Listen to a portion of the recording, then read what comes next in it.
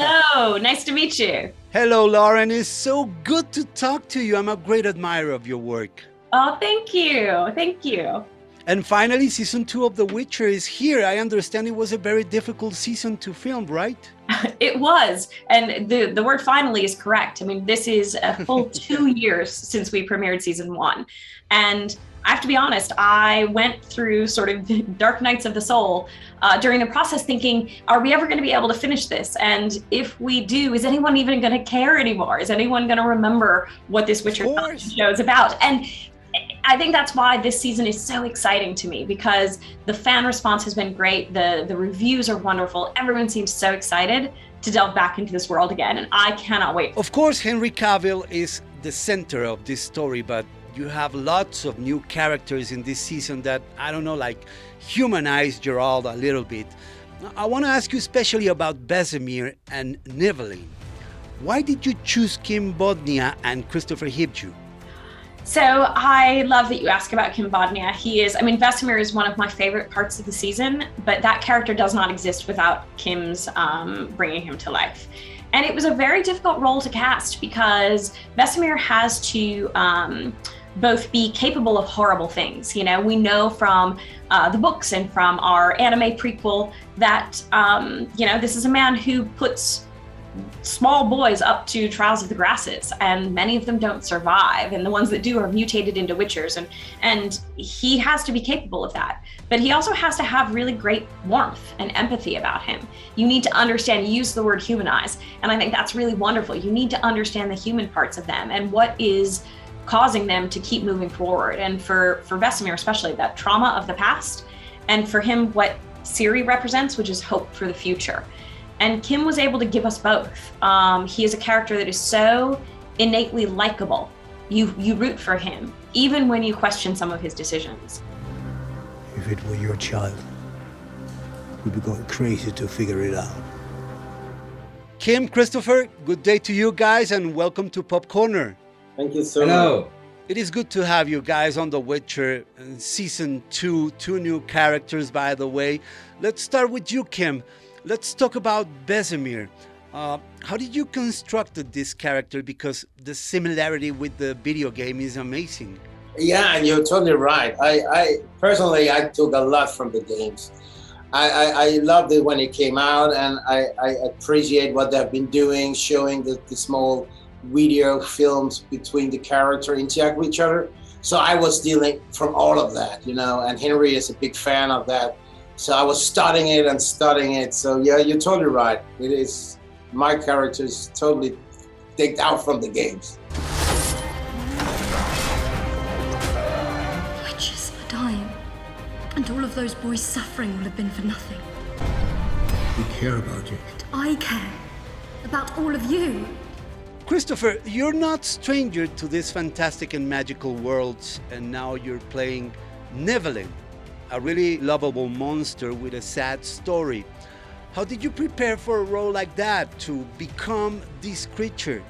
Well, I started off with reading the short story it's based on, of course, and I drew a lot of inspiration from that, like the main course and the source. And then I read a lot about what the fans, how they perceived him, what they loved about him. The fantastic thing about fantasy fans is they have thousands of chat rooms, and they discuss everything, and they make drawings about the creature, of the creature and everything. So it's like I drew a lot of inspiration from that, and then it's of course twisted in Lauren's world, the creator of the show. So the show is like a thing for itself. Anything else? I have nothing to hide. For me, maybe. But have you told the girl the truth? They are turned into monsters to kill other monsters. That's not going to happen to her. But it happened to you. The visual aspect of Nivelin is amazing. Was the makeup a hard process? It looks like very real, but I don't know if they use CGI or something.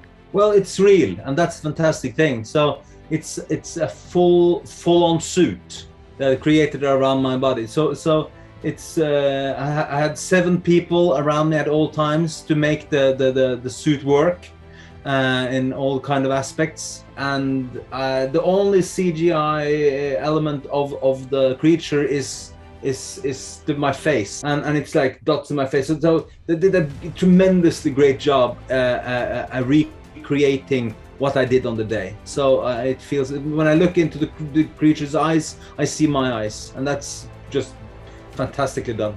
Chris Hivju was incredible as Nivellen. And one of the things that we knew from the very beginning is that when ILM, who did all of the VFX of Nivellen, we wanted to make sure that we used as much of Christopher's performance as we could. And so there's a great sort of VFX clips of sort of the rig that he was in. And what that allowed us to have is all of his eye movement, all of his facial movement, his expressions, even as the sort of boar bear that he is, are all Chris's. And to me, too, the energy that Chris brought to set, I think it really enlivened everyone else. Henry, Freya, everyone that he worked with. Kim, as you became like this father figure to Geralt in this series, I understand that you developed a real like father-son bond with Henry Cavill, right? Yeah, we did. I mean, the chemistry, we really need good chemistry in front of the camera. He really loves that. And so when he wanted to go deeper into the emotional journey of Geralt, so I was supposed to come there as a father, so it was easy for us to have deep talks about our relationship with father-sons, but also nature. Nature connected us so well because, Witcher are nature people living in nature. So through deep thoughts about that, we connected and bonded so well and created a trust between each other. So we both in front of camera could be relaxed and showed all these emotionally that this season wanted to show. Roaches by the gate. If anyone other than me leaves this place, ride for your life. What's happening? There's a Brookser in the house. What? What are you doing? What's going on, Geralt? Move. No. Well, compared to the first season, this one's way more bigger. You guys went all in. How hard was to adapt the novel Blood of Elves? Blood of Elves was very difficult to adapt. And I think probably the most difficult of all of the novels for me, because there are these amazing character moments. You get Geralt taking Ciri to Kaer Morhen, you get Triss coming in to train her. You get, that intersection with Yennefer when she comes in and realizes that, Ciri could not only change her path, but change the world, and she's going to be a part of this family. What the book really does, though, as part of the saga, is it sets a lot of things up. And that creates a problem for us storytellers because we can't have a season that's just of setup. We have to be able to push story forward and make it always feel like every hour is exciting and you're exploring something new. So we ended up, adding quite a bit of action, especially for Yennefer, say, that didn't exist in the books. We also ended up bringing up some stuff from the Time of Contempt, which is the following book. We had some stuff from the short stories, obviously with Nivellen, that we wanted to do. So, it was a little bit of a tightrope act, but I have to say, I think it's our strongest season yet. Lauren, thank you for your time. Amazing talking to you, and have a great day. Great, thank you so much. Take care. Kim, Christopher, thank you for your time. Great job, and welcome to the world of The Witcher. Thank you so much. Bye from Colombia. Bye-bye. All the best.